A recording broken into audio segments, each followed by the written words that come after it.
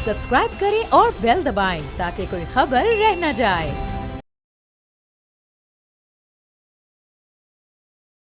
Welcome to national debate. खबरों का हैजान है और खबरों के हैजान के अंदर हमें देखना यह है कि हालात किस नौइयत की तरफ बढ़ रहे हैं, किस समत की तरफ बढ़ रहे हैं और कितनी तेजी से बढ़ रहे हैं। सबसे इंपॉर्टेंट जो डेवलपमेंट है वो इंतहाई अहम समात सुप्रीम कोर्ट ऑफ पाकिस्तान के अंदर पहले 9 रुकनी लार्जर बेंच ये समात कर रहा था, फिर 2 मोअज़्ज़ज़ जज साहिबान ने अपने आप को उस बेंच से अलहदा कर लिया। 7 रुकनी बेंच ने दोबारा समात की और अब यह समात कल सुबह 9:30 बजे तक मुलतवी कर दी गई है।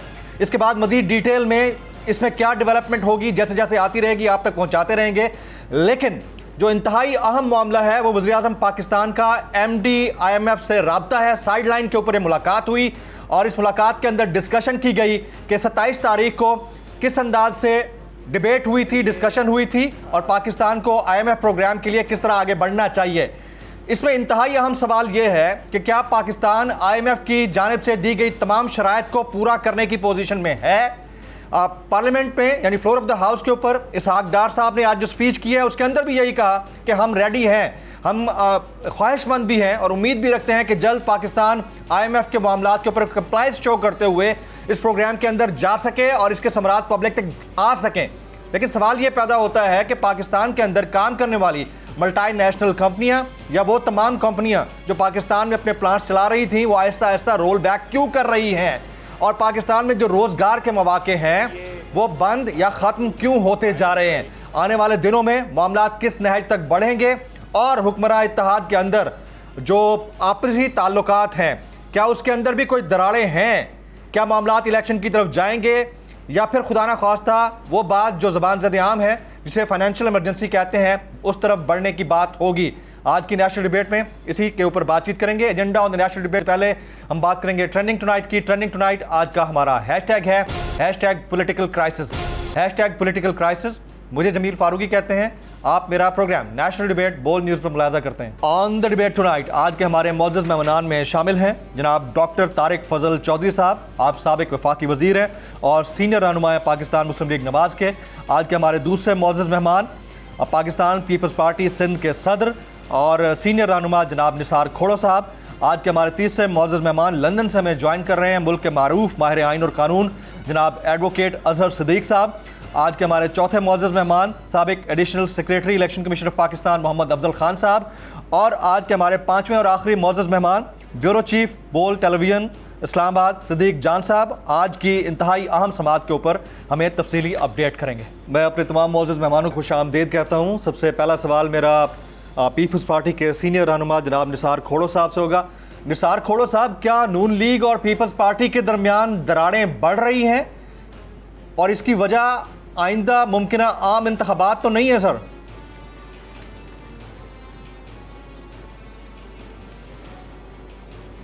देखिए, हमने कब कहा था कि हमने साथ मिलकर लड़ना है। हमने कहा था हम अपनी अपनी पार्टी से लड़ेंगे, अपने अपने पार्टी के प्लेटफॉर्म से लड़ेंगे। हम किसी इलेक्शन अलायंस में तो हैं नहीं, न PMLN के साथ हैं, न JUI के साथ हैं, न किसी और जमात के साथ हैं।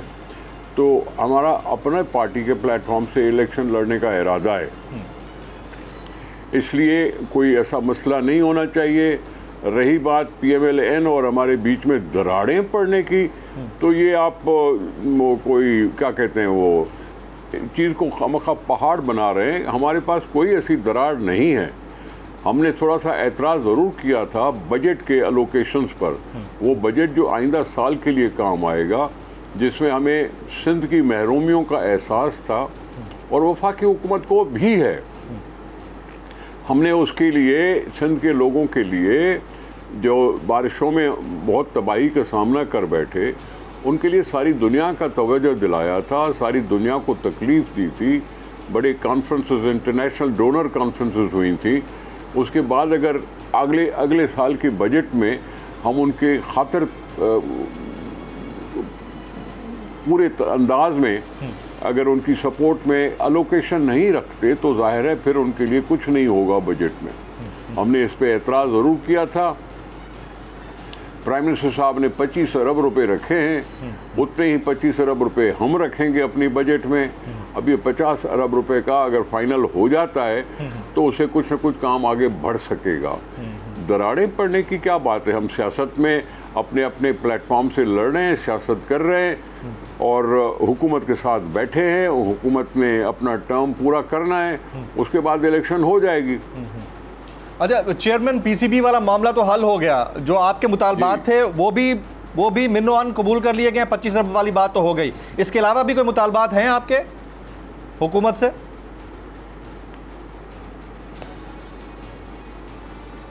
सर अगर हमारे मुतालबे होंगे तो अवाम की मदद के लिए होंगे, अवाम की दाद रसी के लिए होंगे, और वो दाद रसी आजकल बजट का महीना चल रहा है इसलिए बात गुफ्तगू में आ गई, ठीक है। और हमने कोई ऐसी गलत बात नहीं की। अवाम के लिए पैसे मांगना, अवाम से ही दिए गए पैसे उनको वापस उन पर खर्च करने का तस्वर दुनिया में होता है। तो जब लोग देते हैं तो उनको वापस फिर उसका फ़ायदा भी होना चाहिए। दूसरे कोई ऐसे मुतालबात की बात नहीं थी। अगर ये पीसीबी की बात कर रहे हैं तो वो नजम सेठी साहब खुद से विड्रॉ कर गए, और अगर खुद से विड्रॉ कर गए तो ठीक है, हमने दूसरा नाम भी सजेस्ट ज़रूर किया था, इसमें कोई बुरी बात तो नहीं है। सजेस्ट करना बुरी बात है क्या? ज़का अशरफ भी अपने तौर पर तजर्बेकार हैं, वो पहले भी किसी न किसी जिम्मेदारी में काम करते रहे, और हमने अगर उनका नाम दिया कि भाई ऑप्शन हो आपके पास ऑप्शन हो चूज़ करने का, नजम सेठी साहब के साथ कोई और नाम भी लग जाए, अगर उसमें वो खुद विड्रॉ कर गए, जो उनकी मेहरबानी है कि विड्रॉ कर गए अपने कैंडिडेचर से, इसलिए हो सकता है मसला हल हो जाए। Very right. निसार खोर साहब आप साथ मौजूद रहिएगा, मैं अफजल खान साहब को शामिल गुफ्तगू करता हूँ। अफजल खान साहब, कितना इम्पॉर्टेंट है इलेक्शंस का बर वक्त होना मामलात से नबरदाजमा होने के लिए? बात यह कि जितने भी सियासतदान हैं, जितने इवन आम आदमी को पता है कि जहाँ पे क्यास एनार्की होती है वहाँ से पैसा फ्लाई करता है। ये पैसा ऐसी चीज़ है जैसे वो टच मी नॉट का पौधा नहीं होता, वो ऐसी जगह पे नहीं ठहरता जहाँ पे एनार्की हो, क्यास हो, गैर यकीनी सूरत हाल हो। तो बात यह है कि खुशी, देखिए जैसे हिंदुस्तान में कितने नेशनलिटी के, कितने मज़ाहिब, कितने लोग हैं, लेकिन रह रहे हैं साथ। इस तरीके से ये एक बड़ा ज़रूरी है सियासी इस्तेहकाम, और अल्लाह करे कि ये, इसलिए कि अदरवाइज़ जब तक सियासी इस्तेहकाम नहीं होगा हम दूसरों के मोहताज होंगे। हालांकि Pakistan is such a rich country, Pakistan को हर लिहाज से अल्लाह ताला ने उसको क्या नहीं दिया, अगर उसके बावजूद हम एक कशकोल लेके दुनिया में फिरें, ये हमारे पाकिस्तान के शान की बात नहीं है। अल्लाह ताला करे कि हमें अपने चादर के मुताबिक ज़िंदगी गुजारें, अपनी चादर के मुताबिक पाँव लंबे करें। इस तरह की मतलब है कि वेस्टेज ऑफ फंड्स और रिसोर्सेज। और याद रखो, ये जो हमारे पास, मेरे पास भी इख्तियार था, आपके पास भी, अब अल्लाह ताला सबको इख्तियार देता है, लेकिन ये इख्तियार भी एक इनाम नहीं है, ये एक टेस्ट है, और बहुत बड़ा टेस्ट है। वली खान का एक छोटा भाई एक बहुत बड़ा शायर है, गनी खान, जी, उसने कहा है कि बादशाही मगवाड़ा जानता मज़ या तवा गम, ये बादशाही या पावर ना मांगो, अपने लिए गम में इजाफा ना करो। जितनी बड़ी पावर होगी उतना बड़ा सवाल होगा। दे इंसाफ तलल मुश्किल दी सब अजियात के सब कम। देखो इंसाफ का तराजू का कुछ कमी बेशी हो जाएगी एंड अल्टीमेटली तुम खसारों में होगे। अच्छा, बहरहाल मुझे यकीन है कि इंशाल्लाह इंतखाबात होंगे, मुझे यकीन है कि बेहतर होंगे। मैंने आपके प्रोग्राम में पहले भी कहा था, जब गैर, अब इसलिए कि इसका मैं आपको पहले चीज़ बता दूं कि जब इंतखाबात कराए जाते हैं तो सबसे पहले उसमें पब्लिक को कहा जाता है कि आप अपने वोट चेक करें, और 13 तारीख तक आपके तवज्जो से मैं तमाम वोटर से कहता हूँ जो पाकिस्तान के अंदर हैं या बाहर हैं, वो अपना वोट 8300 पे, ये पब्लिक सर्विस है, चेक करें। बिल्कुल, ये बहुत ज़रूरी है कि आपका और मेरा वोट कहाँ पे है। अब जैसे मेरा वोट यहाँ मिलोडी में है और मैंने वो देखा है और मेरे पास उसका स्क्रीनशॉट है। ये थोड़ी सी एहतियाती तौर पे, इसलिए कि वो अलीम खान ने बहुत ज़्यादा वो हमसे राब्ते भी करते थे कि यार मेरे इलाके में, मेरे हलके में जितने भी लोगों ने पब्लिक सर्वे में कहा कि मैंने पीटीआई को वोट देना है, तो वो इलेक्शन के दिन नहीं थे। अब पूरे मुल्क में जब इलेक्शन होगा तो ये बड़ा मुश्किल होगा इस तरह का काम करना, लेकिन चलो एहतियात बेहतर है। सबसे पहले अपने अपने वोट को चेक किया जाए, और ये 13 तारीख तक, ये मैं आपको बताता हूँ कि ये एक निशानी है अगले इंतखाबात की तरफ। इंतखाबात होने हैं, उसके लिए बतौर वोटर मेरा और आपका फ़र्ज़ ये है कि हमें मालूम हो कि हमारा वोट कहाँ है, और फिर उसके बाद हमारा फ़र्ज़ है कि उस दिन जाके हम अपना वोट डालें। Very right. सिद्दीक जान, बोल न्यूज़ के ब्यूरो चीफ इस्लामाबाद के हमारे साथ मौजूद हैं। सिद्दीक जान, इंतहाई अहम आज समाअत हुई। पहले 9 रुकनी बेंच सुन रहा था, उसके बाद फिर वो 7 रुकनी बेंच हो गया। 2 अदद मोअज़्ज़ज़ जज साहिबान ने अपने आप को बेंच से अलहदा कर लिया। कल सुबह 9:30 बजे दोबारा होनी है समाअत। इसका अहवाल ज़रा पब्लिक के सामने रखिएगा, आप वहाँ पर मौजूद थे। जी बिल्कुल जमील फारूकी साहब, सबसे पहले तो मैं ये बता दूं कि आज जो पहला सेशन था वो बहुत इंपॉर्टेंट था, क्योंकि उसमें जस्टिस काजी फाइज़ साहब जो नामजद चीफ जस्टिस पाकिस्तान है, जो chief justice Pakistan justice Umar साहब बंदियाल साहब के राइट साइड पर बैठे थे, और जैसे समाअत शुरू हुई तो उमर साहब बंदियाल साहब का जिस तरह से उनका मिजाज है, उन्होंने बड़े अच्छे तरीके से समाअत का आगाज़ किया, और उन्होंने सीनियर वकला को कहा कि आपको देखकर खुशी हुई, और अब आप में जो भी सीनियर है वो दलाइल का आगाज़ करे। उन्होंने इतना ही कहा था कि उसके बाद लतीफ़ खोसा साहब बोले, उन्होंने कहा जी मैं खुशी का इजहार करना चाहता हूँ। अब इन्होंने इतना ही कहा था, अब ये नहीं पता कि वो किस बात का कह रहे थे। शायद इस बात का कह रहे थे कि chief justice Pakistan justice Umar साहब बंदियाल साहब और काजी फाइज़ साहब इकट्ठे बैठे हैं, या वो काजी फाइज़ साहब का कल जो नोटिफिकेशन हुआ उस पर वो उनको मुबारकबाद दे रहे थे। लेकिन उस पर काजी फाइज़ साहब ने कहा कि आप जो है वो पहले अटॉर्नी जनरल को आने दें, मुझे उनसे कोई बात करनी है। तो फिर लतीफ़ खोसा साहब ने कहा कि मुझे खुशी का इजहार तो करने दें। उन्होंने कहा कि खुशी का इजहार आप बाहर जाके कीजिएगा, ये सियासी फोरम नहीं है, और मैंने अटॉर्नी जनरल से कोई बात करनी है। अटॉर्नी जनरल रोस्टम पर आए, उस पर काजी फाइज़ साहब ने कहा कि हर जज ने हलफ ले रखा है, और उस हलफ में यह है कि वो फैसले आइन और कानून के मुताबिक करेगा। तो जो आइन है वो इख्तियार समाअत देता है जजेस को, मैंने वो हलफ उठाया हुआ है, तो लिहाजा आइन और कानून के मुताबिक तो यह है कि एक नया अदालती इस्लाहात का बिल जो आया था वो कानून बन चुका है, जिसमें अब अगर कोई 184(3) का केस समाअत के लिए मुकर्रर होना है तो वो 3 रुकनी कमेटी के सामने जाएगा, वो फैसला करेंगे। फिर उसके बाद उन्होंने पूरी एक जो उनके शिकवे शिकायतें थी, जो जजेस के इंटरनली मामला थे, वो हर चीज़ वो सामने लेकर आए। कब उन्होंने कौन सा खत लिखा, कब उन्होंने कौन सा नोट लिखा। फिर उन्होंने एक फैसला दिया था जिसमें उन्होंने कहा था कि 184(3) की जितने भी मुकदमात हैं उनकी समाअत रोक दी जाए। जब पंजाब और केपी के में इलेक्शन का मामला चल रहा था, उसमें उन्होंने कहा कि जो 6 रुकनी बेंच बना उस पर उन्होंने एतराज़ किया, जो रजिस्ट्रार का सर्कुलर था उस पर उन्होंने एतराज़ किया। फिर उन्होंने जो है और भी बहुत सी शिकवे शिकायतें की उमर साहब बंदियाल साहब के साथ, चीफ जस्टिस पाकिस्तान जो उनके साथ। और उसके बाद उन्होंने तो यहाँ तक कह दिया है कि जब से ये अदालती इस्लाहात का बिल जो है वो कानून बना है, उसके बाद से जितने भी बेंच बने हैं वो सब गैर आईनी और गैर कानूनी थे। और ये एक बड़ा सवाल भी है जमील फारूकी साहब, क्योंकि काजी फाइज़ साहब 17 सितंबर से जब बैठेंगे इस मनसब पर, तो क्या वो इस दौरान होने वाले तमाम फैसलों को कलअदम कर देंगे? क्या होगा? ये एक बड़ा एक सवाल है जो आगे चल के आएगा। उसके बाद उन्होंने जो हुकूमत ने, जो शहबाज शरीफ ने काजी फाइज़ साहब को इंक्वायरी कमीशन का हेड बनाया था कि आप इंक्वायरी करें ऑडियो लीक की, उस पर भी काजी साहब बहुत नाराज थे कि हमें काम से रोक दिया गया है। उसके बाद उन्होंने पॉज लिस्ट में जो केसेस की नंबरिंग है उस पर भी एतराज़ किया। तो ये सारी बातें करके और उन्होंने कहा कि मैं इसको बेंच ही नहीं मानता, मैं इसको अदालत ही नहीं मानता, और जजेस के बारे में भी उन्होंने बहुत सी बातें की जो मुख्तलिफ फैसले देते रहे। उसके बाद फिर हुआ ये कि काजी साहब ने कहा जी मैं ये भी नहीं कहता कि मैं रिक्यूज कर रहा हूँ, ये तो बेंच ही नहीं है, मैं लिहाजा इससे उठ के जा रहा हूँ। तो उस पर फिर ये हुआ कि उसके बाद सरदार तारिक मसूद साहब ने भी उनको इंडोर्स किया। अच्छा, इस दौरान लतीफ़ खोसा साहब ने और इत्तलात हसन साहब ने बहुत रिक्वेस्ट की काजी फाइज़ साहब को कि ये अवामी मफाद का मामला है, 25 करोड़ पाकिस्तानियों का मामला है, एक आईनी मामला है, बुनियादी इंसानी हकूक का मामला है, आप ऐसे ना करें। तमाम वकला ने काजी फाइज़ साहब को रिक्वेस्ट की, लेकिन काजी साहब ने उनकी बात सुनने से इनकार कर दिया, बहुत बरहम हो गए। फिर उन्होंने चीफ जस्टिस पाकिस्तान पर भी शाउट किया, उन्होंने कहा कि आप उठें, हम उठ के क्यों नहीं जा रहे। फिर जब चीफ जस्टिस पाकिस्तान ने फैसल सिद्दीकी साहब बड़े सीनियर कानूनदान हैं, उनको जब बात करने का मौका दिया तो काजी साहब बहुत गुस्से में आ गए और उन्होंने वो एहतजाजन खड़े हो गए।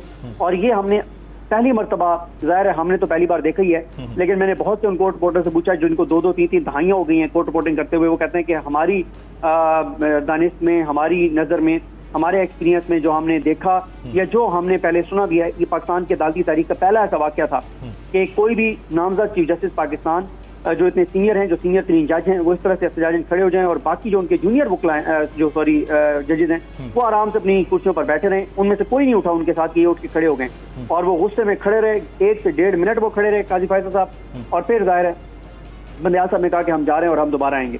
फिर 7 रुकनी बेंच तश्कील दिया गया और 7 रुकनी बेंच जो आया उसमें आज सिर्फ इन 2-3 नुकात पे बहस हुई है कि क्या किसी सिविलियन का मिलिट्री कोर्ट में ट्रायल हो सकता है। दूसरा यह है कि अगर कोई भी अदालत किसी सिविलियन की कस्टडी जो है वो मिलिट्री की जो काम है उनको देती है तो क्या उसके खिलाफ कहीं पे अपील हो सकती है, और कौन कौन सी ऐसी चीजें हैं जो कि फिर ये ऑफिशियल सीक्रेट एक्ट में आती हैं। और ये सारे नुकात इस पे लतीफ खोसा साहब ने अपने दलाइल जो है वो मुकम्मल किए हैं और अब कल जो है वो फैसल सिद्दीकी साहब जो है वो दलाइल देंगे। कल लगता ही है कि कल कंक्लूड हो जाएंगे इनके दलाइल और फिर अटॉर्नी जनरल जो है वो सोमवार से दलाइल का आगाज करेंगे। एक चीज और बहुत इंपॉर्टेंट है जमील फारूकी साहब, और वो ये है कि अटॉर्नी जनरल पाकिस्तान जो है जो हर बेंच पर जिनको कहा जाता है कि आप जाके एतराज करें, आज जब मंसूर अली शाह साहब ने कहा कि उनका एक कराबतदारी है, उनके अजीज हैं जवाद खाजा साहब जो कि पिटिशनर हैं इस केस में, तो अगर किसी को भी एतराज है तो मैं खुद को बेंच से अलग कर लेता हूँ। वैसे तो उन्होंने कहा ये अवामी मफाद का एक मामला है और अगर किसी को एतराज है तो मैं बेंच से अलग हो जाता हूँ। तो सब ने कहा जी हमें कोई एतराज नहीं, और अटॉर्नी जनरल पाकिस्तान ने भी कहा कि हमें आप पे किसी तरह का कोई एतराज नहीं है। तो ये सारी जो है वो सूरत हाल है और एतजाज हसन साहब बहुत एक्टिव रहे, वो खुद चीजें साथ साथ बताते रहे। जो रोस्टम पर लतीफ खोसा साहब दलाइल देते रहे, उनके साथ उनको असिस्ट करते रहे, उनके जो बेटे हैं शहबाज खोसा, उनके साथ सलमान राजा साहब भी रोस्टम पर मौजूद रहे। कुछ ऐसे नुकात थे जिसपे जाके और राजा आमिर अब्बास साहब ने भी अपनी जो है वो अपनी जो उनकी ओपिनियन थी वो इन वकला को दी और उन्होंने बेंच के सामने रखी। तो ये आज का की सूरत हाल थी। जो शुएब शाहीन साहब हैं उन्होंने चेयरमैन पीटीआई की तरफ से कहा कि उनकी जो पिटीशन है उसके ऊपर एतराज़ात लगे हैं, तो उस पर कहा गया है कि आपकी जो पिटीशन है उसमें आपने बहुत सी सियासी चीजें भी डाल दी हैं, लेकिन हम इस वक्त सिर्फ एक आईनी नुक्ते को देख रहे हैं, एक इस नुक्ते को देख रहे हैं कि सिविलियन की कस्टडी जो है वो मिलिट्री कोर्ट्स को दी जा सकती है, नहीं दी जा सकती, वहां पर उनका ट्रायल हो सकता है, नहीं हो सकता। तो आपने और बहुत कुछ डाल दिया, तो वो हम आगे चल के देखेंगे कि आपकी पिटीशन इस मौके पे सुननी है या आपकी पिटीशन अलग जो है वो सुनी जाए। इस पे जजेस से चीफ जस्टिस ने कहा कि वो मुशावरत करेंगे। अच्छा, अब समाअत कल सुबह 9:30 बजे तक के लिए मुलतवी कर दी गई है और अगर कोई एक भी मुअज़्ज़ज़ जज जो उसमें शामिल नहीं होते तो ये बेंच समाअत नहीं करेगा। देखें अब वो मरला गुजर गया है। अगर किसी जज को रिक्यूज करना था तो वो आज जब 7 रुकनी बेंच आया था तो वो उस वक्त भी रिक्यूज कर लेता। पहली बात तो यह है कि उसको उस वक्त रिक्यूज करना चाहिए था जब 2 जजेस उठ के जा रहे थे इस बेंच से, उस वक्त जिन्होंने अलग किया खुद को, लेकिन उस वक्त नहीं किया। और अब तो ऐसे समझें आपके केस जो है वो 40% चल चुका है, 60% रह गया, ठीक है। या आप ऐसे समझिए कि 50% केस चल गया है, 50% रह गया है, क्योंकि होता यही है कि जब एक वकील एक नुक्ता जो है उस पर दलाल दे लेता है तो जो अगला वकील आता है वो उस पर फिर दलाल नहीं देता, वो सेम फिर बात हो जाती है। तो 50% केस चल चुका है, 50% रह गया। लगता नहीं है, हाँ ये जरूर हो सकता है कि जब समाअत मुकम्मल हो और फैसला सुनाया जाए तो उस पर यह जरूर हो सकता है कि 1 या 2 जज ये कह सकते हैं कि ये नाकाबिल समाअत था और इसको नाकाबिल समाअत को करार दे सकते हैं। बिल्कुल उसी तरह से जैसे इलेक्शन वाले मामले पे देखें आप कि 2 मुअज़्ज़ज़ जजेस जो हैं उन्होंने कहा कि 2 पहले अलग हो गए, 2 जो हैं वो बाद में उन्होंने कहा कि ये काबिल समाअत ही नहीं है दरखास्तें, क्योंकि ये मामला हाई कोर्ट में पेंडिंग है तो हाई कोर्ट को पहले फैसला करने दें। आज ये भी नुकात सामने आए थे कि अगर ATC ने कस्टडी दी थी मिलिट्री को सिविलियन की, तो उस ऑर्डर को चैलेंज क्या किया गया है। फिर एक नया नुकता इसमें सामने आया कि ये हो ही नहीं सकता था चैलेंज, कोई ऐसी प्रोविजन ही नहीं है। तो ये मुख्तलिफ चीजें हैं, ये अपनी नौयत का एक तरह से वेरी राइट, अपनी नौयत का एक मुख्तलिफ किस्म का केस है और इसकी अगली समाअत जो है वो कल सुबह 9:30 बजे होगी। सिद्दीक जान आपका बहुत बहुत शुक्रिया। एक ब्रेक लेते हैं, ब्रेक के फौरन बाद निसार खोड़ कराची मेयर इलेक्शन के हवाले से जो तहफ़्फ़ुज़ात हैं जमात इस्लामी के, उसके ऊपर बात करना जरूरी है, उन्हें भी जल्दी है, लेकिन चाहूँगा कि उसके ऊपर कॉमेंट ज़रूर कर दें आफ्टर दिस ब्रेक।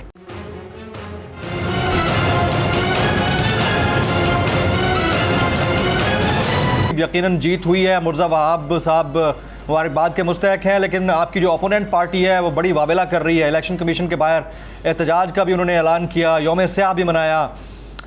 किस तरह से अपनी जीत को जस्टिफाई करेंगे खोड़ो साहब? जीत को जस्टिफाई करने की ज़रूरत नहीं है, हम उनसे ज़्यादा जीते हुए थे। हाँ। जनरल इलेक्शन में भी वो कम सीटें जीते हमसे, और उसके बाद हमने अपने 1-2 पार्टियों को हम ख्याल बनाया, PMLN को, JUI को, हमारी सीटें और बढ़ गईं। जमात इस्लामी के साथ उतने लोग वोट देने नहीं आए और वो हार गए और हम जीत गए। उनको हमारी जीत माननी चाहिए। हमने उनको, किसी ने रोका नहीं था उनको इलेक्शन में खड़ा होने से। जितना वो जीत सकते थे उन्होंने जीता। 2015 में वो कुछ नहीं जीते थे। ठीक। इस दफा एमक्यूएम ने भी बायकॉट कर दिया और इनके हिस्से में कुछ सीटें आई। अब जितनी आई उतनी आई। हमने भी मेहनत की, हम भी उसी शहर के रहने वाले हैं, हमने भी उस शहर के दुख दर्द देखे हैं, हमने भी उस शहर के लोगों का मदावा किया है। लोगों ने हम पर एतमाद किया, हमें ज़्यादा जितवाया। उनको मानना चाहिए था कि हमारी अक्सरियत है, मानना चाहिए था। हमने कहा था उनको कि मिलके हुकूमत बनाते हैं लोकल बॉडी की, वो खुद नहीं माने। उन्होंने मुकाबले करने का सोचा, उनका अपना फैसला था, हम उस पर कुछ कर नहीं सकते थे। अपने साथ अपने वोटरों को ले आना न ले आना, उसमें पीपुल्स पार्टी का कोई कसूर न जिम्मेदारी बनती है। राइट। यानी आप ये कहना चाह रहे हैं कि कोई पॉलिटिकल मैनेजमेंट नहीं हुई? कराची के लिए काम कर, क्या मैनेजमेंट हुई? लोग सारे आए, उन्होंने अंदर आके हॉल में बैठे, खड़े होके उन्होंने किसी की हिमायत की, दूसरे ग्रुप ने दूसरे ग्रुप की हिमायत की, नाम लिखे, रजिस्ट्रेशन की और घर चले गए। मैनेजमेंट की क्या बात थी इसमें? हम में से तो कोई अंदर नहीं गया था, हमने तो किसी से ठप्पे नहीं लगवाए। वो पोलिंग डे था, पोलिंग स्टेशन थी, पोलिंग स्टेशन पे किसी वोटर को रोका नहीं गया था। हम तो जो जेल में थे 2-3 लोग, उनको भी ले आए थे। वेरी राइट साहब ने, वेरी राइट। निसार खोड़ा साहब, आपकी इजाजत से रखना, मैं डॉक्टर तारिक फजल चौधरी साहब को शामिल गुफ्तगू करूंगा। डॉक्टर साहब, कितने चांसेस हैं IMF प्रोग्राम में दोबारा जाने के पाकिस्तान के? बिस्मिल्लाहिर्रहमानिर्रहीम। देखिए, चांसेस जो हैं बिल्कुल मौजूद हैं और ब्राइट चांसेस मौजूद हैं। उसकी वजह ये है कि IMF की जो तमाम तर शराइत थी वो पूरी कर दी गई हैं और बाज़ ऐसे फैसले जो अगर IMF की शराइत में शामिल ना होते तो शायद ना लिए जाते, क्योंकि हमारी गवर्नमेंट की जो प्रायोरिटी रही है वो हमेशा आवाम को सहूलत बाम पहुँचाना, रिलीफ पहुँचाना, सब्सिडीज़ की शक्ल में भी, दीगर भी जितना मैक्सिमम रिलीफ हो सकता है। लेकिन किसी जगह के ऊपर हमारे हाथ जो है वो बंधे हुए थे और उन सब के बावजूद भी कोई ऐसी टर्म्स एंड कंडीशंस नहीं रह गई जो फुलफिल ना की गई हों और पूरी उम्मीद करते हैं कि ये प्रोग्राम इंशाल्लाह जल्द बहाल हो जाएगा। Very right. Prime minister of Pakistan की मुलाकात भी हुई है MD IMF से। अवाम भी इस चीज़ के ऊपर बड़ी उम्मीद लगा के बैठी है कि अल्लाह करे कि हो जाए। आज एक और पेस्टिसाइड कंपनी ने पाकिस्तान से अपने काम को रोल बैक किया है। ये कितना अलार्मिंग है सर हम सब के लिए इस पॉलिटिकल क्योस के अंदर? देखिए, पॉलिटिकल क्योस जो होता है ये सबब बनता है आपकी हर तरह की जो सिस्टम के अंदर डिटेरिएशन है।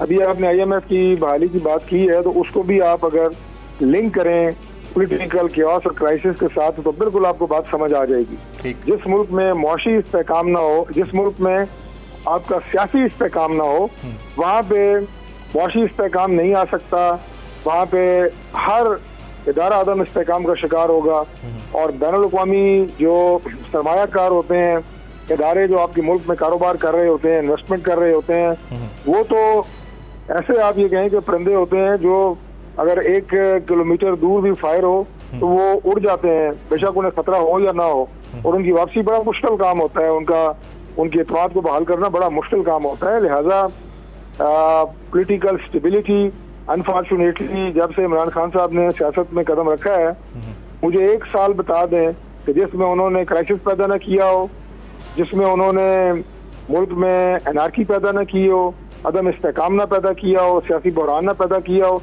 1 साल मुझे बता दें, खा वो गवर्नमेंट में हो या ना हो।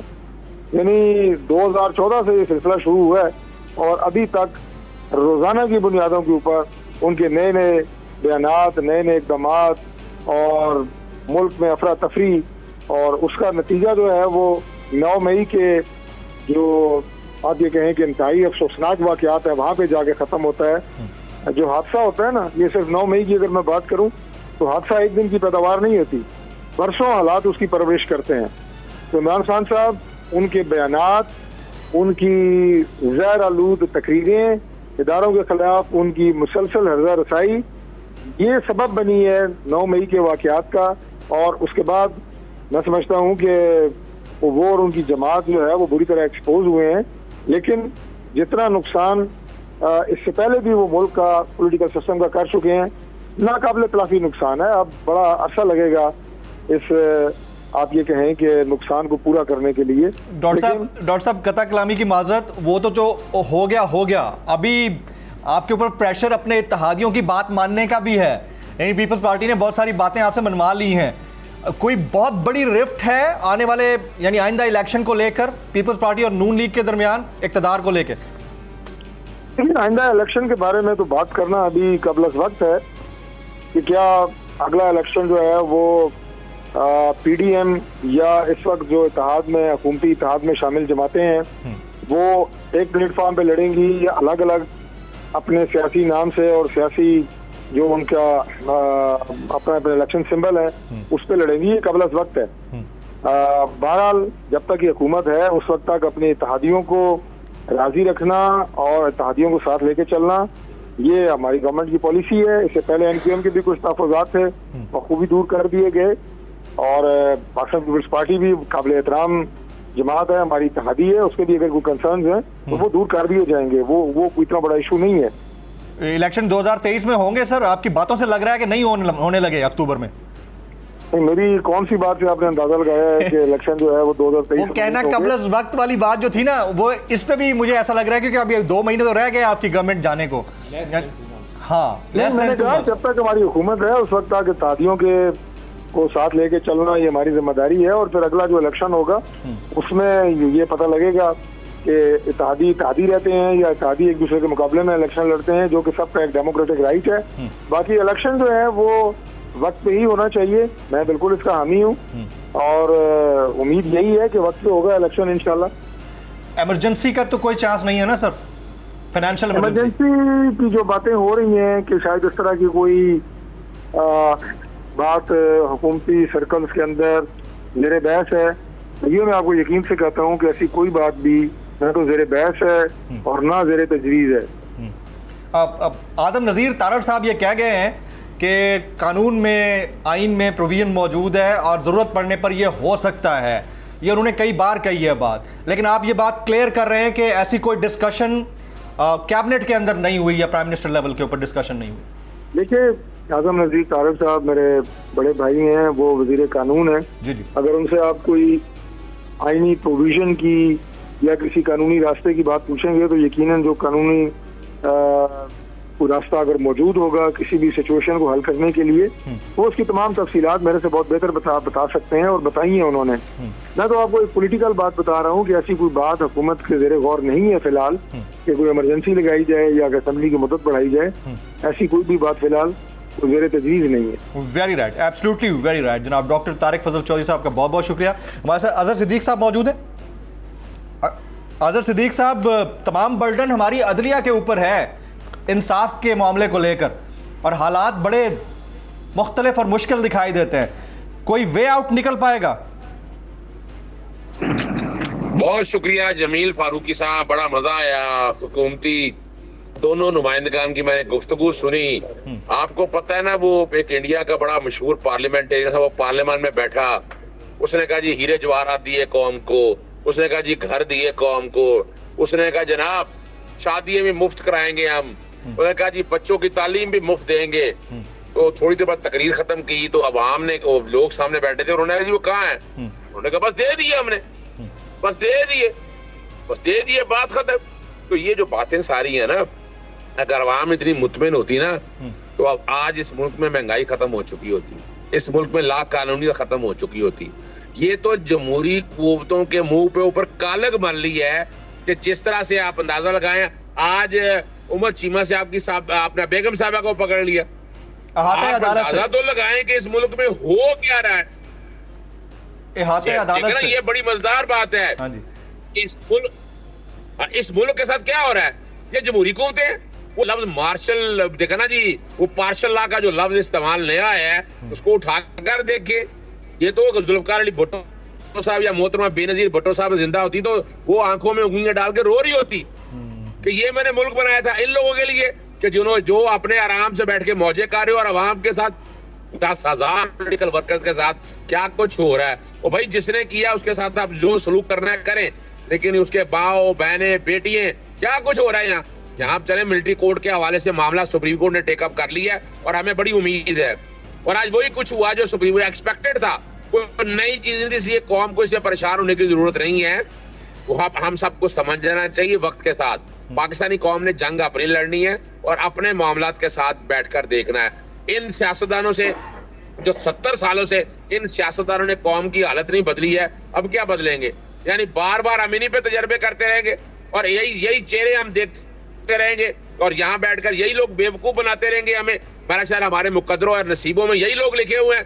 मैं अभी माजरत के साथ काली आने के लगी हुई है, मैं इस वक्त लंदन की तरफ जा रहा हूँ। यहाँ दिन का टाइम है, लोग परेशान ना हो जाए कि रात का प्रोग्राम है, फिर ये दिन क्या से निकल आया कि पहले से रिकॉर्ड किया हुआ है। यहाँ आप आकर देखे मैंने 2-3 इलाके सफर किए वहां पर, यानी सड़कों का निजाम देखा, रूल ऑफ लॉ देखा। यहाँ आप अंदाजा लगाएं किसी के साथ इस तरह जो पाकिस्तान में इस वक्त हो रहा है, तो यहाँ पकड़ के जूते लगाने थे उन्होंने, ऐसे लीडरों को उठाकर गलियों में फेंक दिया था इस कौम ने। और वहां उनका नहरी निजाम देखा, ट्रांसपोर्ट का निजाम देखा,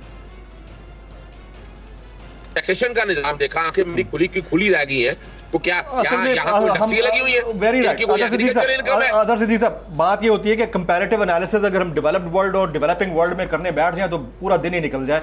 अब मैं कमेंट लेना चाहूंगा अफजल खान साहब से। अफजल खान साहब, क्या इलेक्शन कमीशन पाकिस्तान के पास 21 अरब रुपए नहीं थे? केपी और पंजाब में तक चले जाते हम लोग, 25 अरब रुपए का रिलीफ पीपल्स पार्टी को दे दिया।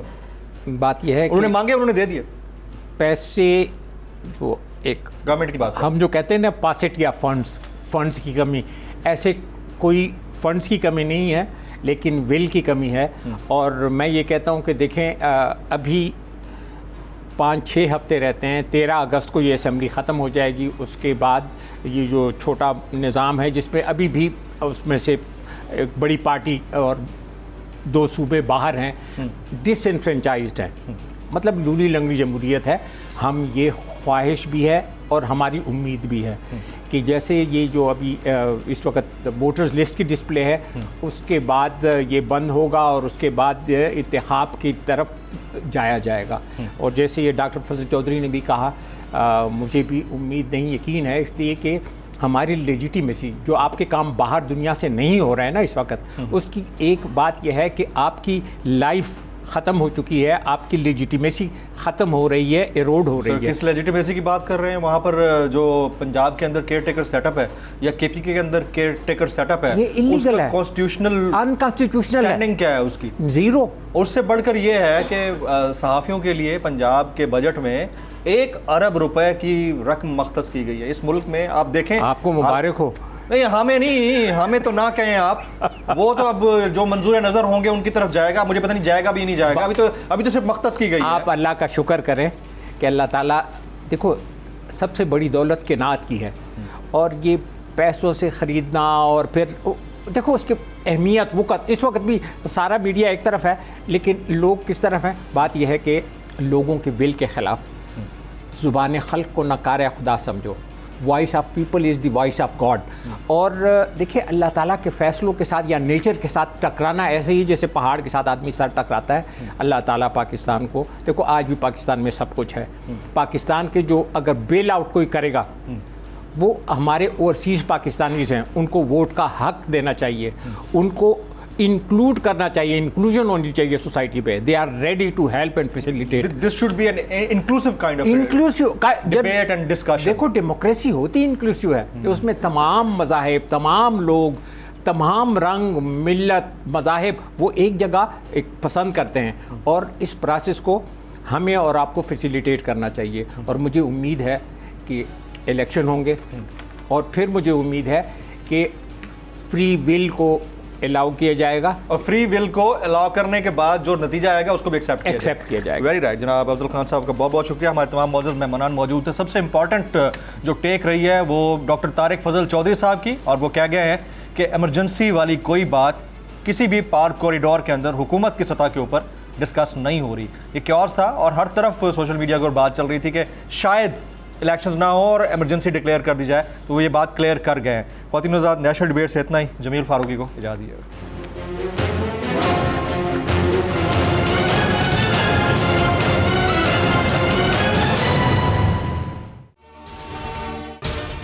अगर आपको ये वीडियो पसंद आई हो तो सब्सक्राइब कीजिए और बेल आइकन जरूर हिट कीजिएगा।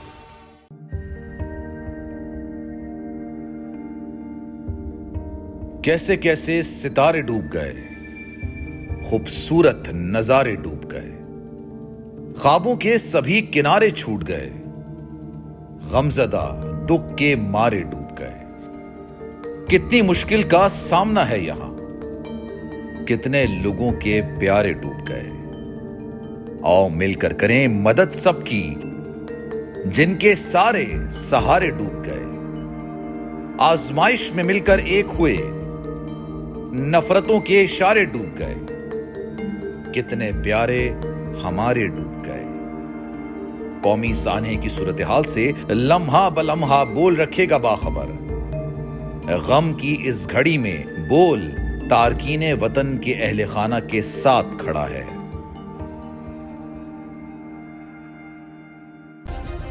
सब्सक्राइब करें और बेल दबाएं ताकि कोई खबर रह न जाए।